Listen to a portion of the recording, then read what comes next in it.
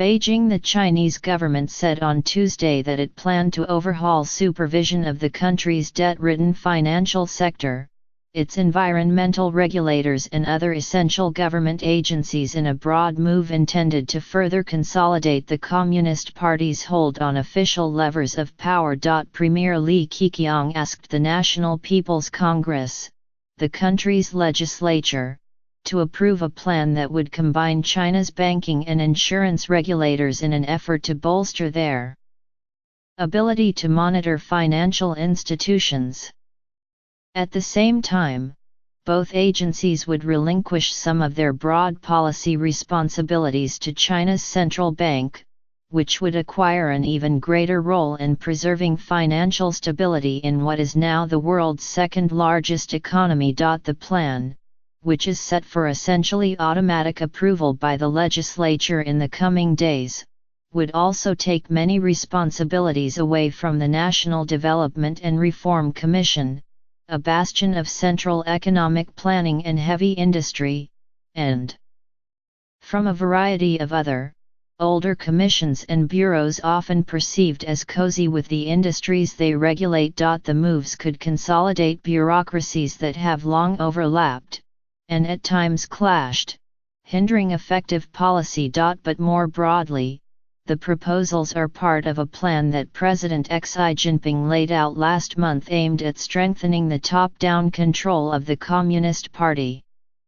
The plan released on Monday focused on government reorganization, but Mr. Xi and other officials have stressed that any changes are intended to strengthen, rather than dilute, party control. Liu He, President Xi's right-hand man in overseeing the economy and financial system, outlined the party's central role in the reorganization in a lengthy statement published on Tuesday morning in People's Daily, the official mouthpiece of the Chinese Communist Party.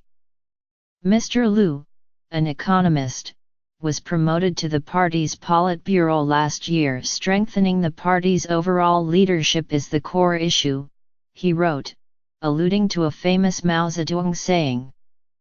In the party, government, military, and civil sciences, in the East, West, South, North and Center, the party leads all. In other changes, control of the country's forests, grasslands and waterways would be given to a new super-ministry for natural resources. The existing Environmental Protection Agency would be broadened into a larger Ministry for Ecological and Environmental Protection. The plan unveiled on Tuesday calls for merging the China Banking Regulatory Commission and the China Insurance Regulatory Commission. But it falls short of widely discussed plans over the past few years of the possible creation of a financial super-regulator that would also include China's central bank and the China Securities Regulatory Commission. The securities regulator oversees the country's stock markets and competes for jurisdiction with the other banking and insurance agencies for oversight of a large gray area of investments that combine aspects of debt and equity. The central bank seeks to maintain the overall stability of the financial system. The intellectual justification for the merger of just the banking and insurance regulators, Chinese experts said in interviews over the last 2 weeks, is to create a single regulator for financial institutions that accept money from the public and invest it with guaranteed rates of return.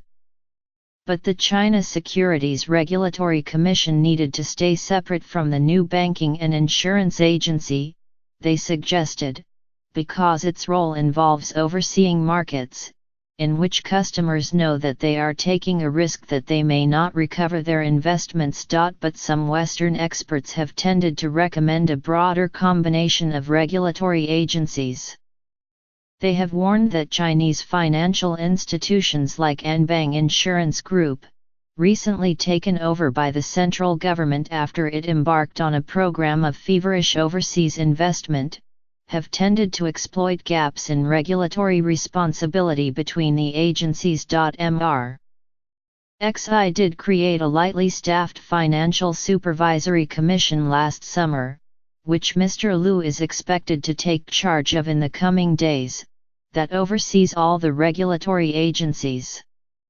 Alicia Garcia Herrero, an economist in the Hong Kong office of Natixis, a French financial institution, said that the limited financial regulatory consolidation set forth on Tuesday would leave that commission with a lot of power. The beauty of this more fragmented model for XI is that he is still the final overseer through the oversight commission he created, she said. The restructuring will also create a new, separate National Market Regulation and Administration Bureau to take over responsibility for registering and supervising companies, food and drug inspection, and price supervision. The new bureau will also grab control over anti-monopoly actions from the Ministry of Commerce and another, smaller government agency. China's industrial takeoff and feverish urban growth have created dangerous levels of air, water, and soil pollution, and placed deepening strains on land and water resources. The reforms proposed creating two super-ministries to take on those problems, a Ministry of Natural Resources and a Ministry of Ecology and Environment. The Ministry of Natural Resources will gain power over urban and township planning, as well as management of water, grasslands, forests, wetlands, and maritime resources. The new Ministry for Ecology and Environment will take over responsibility for climate change and greenhouse emissions policies, which were previous under the National Development and Reform Commission. The new Environmental Superministry will also take over anti-pollution tasks previously handled by the Ministries of Land and of Water Resources, leaving them further weakened.